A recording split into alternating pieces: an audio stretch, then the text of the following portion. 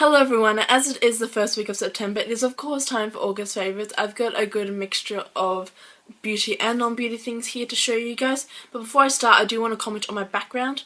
This is actually going to be my new room. I'm currently in the process of moving things from across the hall, but I just want to say that this is going to be the new permanent background to my videos, in case you guys have been really annoyed at the background jumping. Oh, hair, what are you doing?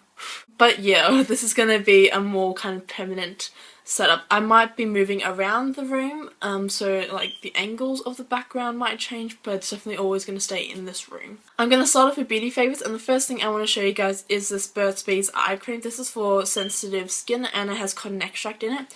I have this problem of this one really deep line underneath my eye that concealer often creases in a lot, so by the time I've put on my makeup and I've driven to uni, I can look in the mirror and see that the line is visible.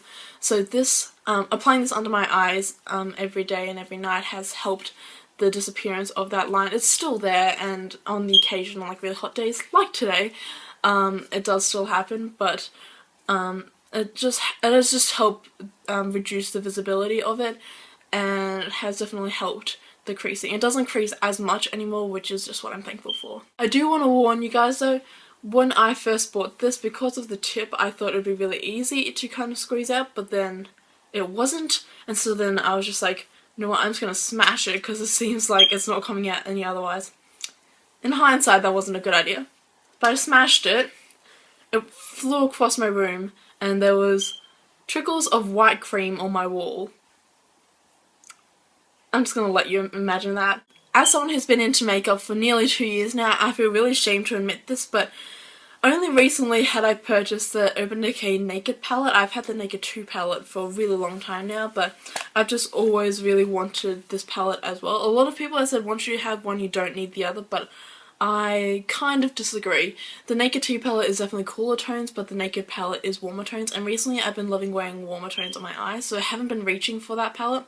But once I bought this off Beauty Bay, I've fallen in love with it so much. My favourite colours that I've been using a lot are Virgin, Sin, Naked, Buck, Toasted, Dark Horse, and Hustle, which is pretty much half of them. I think the Naked palettes are pretty much a cult classic here on YouTube. The colours go on so nicely, they're so pigmented, they're creamy, they last a really long time, and they're just really good quality eyeshadows.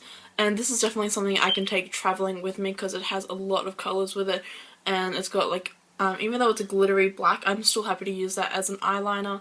And it's got highlight colours, it's got blending colours, it's got just a good mixture of colours that if I had to take one palette with me, this is definitely in competition with other ones that I have. I have two Maybelline colour tattoos that I want to share with you, and they're both from the Metal range. One is Barely Branded and the other one is Inked in Pink. Barely Branded is just a really nice shimmery champagne colour, and Inked in Pink is a really shimmery soft pink colour. They act really nicely as eyeshadow base colours, and so they make the colours pop in the shadow, or they're really good as just kind of all over the lid colours if you are in a rush. They're really creamy, they're really pigmented, they don't crease, and they are just really lovely products. I have two MAC eyeshadows I want to share. First is Woodwinked and the other one is Sumptuous Olive. I've been really lazy with my makeup this month and I've just been liking sweeping one colour across the whole lid. And so both of these are fantastic because not only do they kind of have that pearlescent texture colour to them, but they're both just amazing colours anyway. They both have this weird thing about them that when you apply them they are one colour, but when you blend them in your crease a little bit they kind of go a darker version of themselves, and so it kind of looks like you put effort in when you didn't really. All you did was just blend out the colours I want on your eyes, and so this has been great for in the mornings that I don't really care or I'm in a rush, so I only put one eyeshadow on. But they're both really creamy, they're both really pigmented, and MAC eyeshadows are just an A+ for me. The next thing I want to show you guys is the Revlon Photoready Cream Blush. This is in the colour Flushed, and in the pot it looks really scary because it looks quite bright, but when applied on the face using a really light hand, it's got this really nice mixture of just naturality and a light pink glow to it, so it's really lovely for kind of spring summery months. But as it's like, you know, just getting into spring for us, I've been wearing it a lot during winter just to give myself, you know, that upbeat happiness, I guess, because I don't want to be wearing dark colours all the time during winter. I mean, that's just depressing, isn't it? So this has been a really lovely blush for me to be reaching for the past month.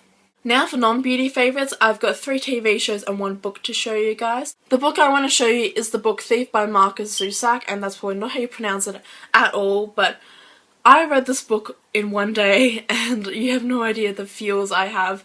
I probably should have picked this book up ages ago, but I don't know. I'm not that big of a reader, even though I really want to be, but I found this in one of the op shops around my house, and so I thought might as well pick it up, seeing it was only like $2.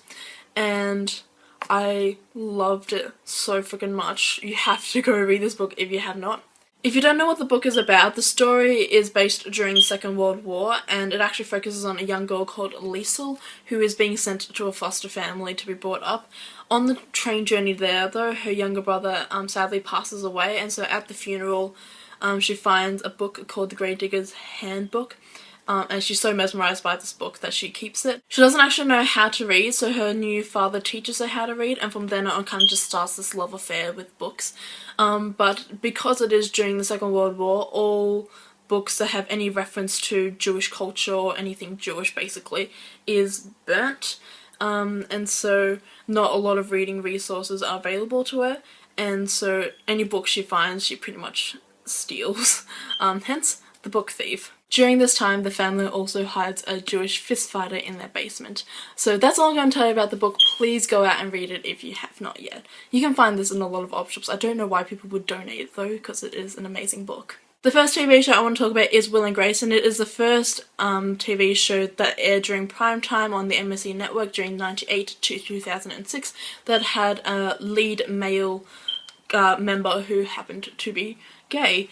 And even like we studied it during film and TV, and we watched one of the episodes during screening, and that kind of rekindled my love for the TV show after not watching it for a really long time. So I went out and bought all 8 seasons, and I am in love with the TV show so much. It's just like a really easy thing to watch, so if you're not looking for something that you have to really think about, Will and Grace is great. The next TV show I have is Breaking Bad. I have not caught up on the newest episodes that have just come out, and I do know that the series is ending after the next few episodes come out, but this is a great TV show. I only started watching it this year, so I did have to catch up on the 4 or 5 seasons that had come out in the previous years. I actually got recommended this from my chemistry teacher, which I thought was a real big surprise, because I went in thinking this was a comedy, because I was like, why would he not recommend why would he recommend anything that isn't a comedy? It's not a comedy. Well, it's got like its funny moments, but it's not a comedy. It's definitely drama. I definitely recommend this for people who love their chemistry, because you get all the chemistry jokes that they put in, but also people who just love drama. If you don't know what this is about, it is about a secondary school chemistry teacher who finds out he has lung cancer, and so starts cooking meth basically to earn some money for his family, and so gets caught up in basically the whole drug world. But that's the easiest way to explain it. That's pretty much the premise of it, and if you have not watched it yet, you definitely need to. At first I thought it was a TV show that was like, it's not that great. You know, I watched it because my chemistry teacher said it was great, but it's amazing. I love it so much, and I'm really sad that it's ending. The last TV show I have is Supernatural, and you either reacted with, oh my freaking god, Supernatural, I love this so much, or just, ugh, not this again, and probably have clicked off by now. But I used to watch Supernatural a lot, but then I stopped, because it didn't really interest me when I was 10. But I don't know, I just all of a sudden decided to get into it again, because I think I was just really bored during the uni holidays, and I had a lot of time on my hands, clearly.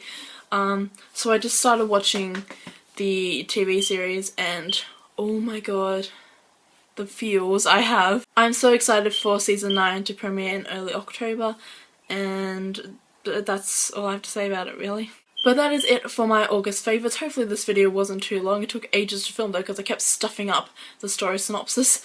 But anyway, I'll see you guys next week. Bye! Oh, don't forget to go check out all the other videos that have been uploaded in the past week. Check out our links in the description box below. And I hope you guys are just having a really nice day. Okay, bye!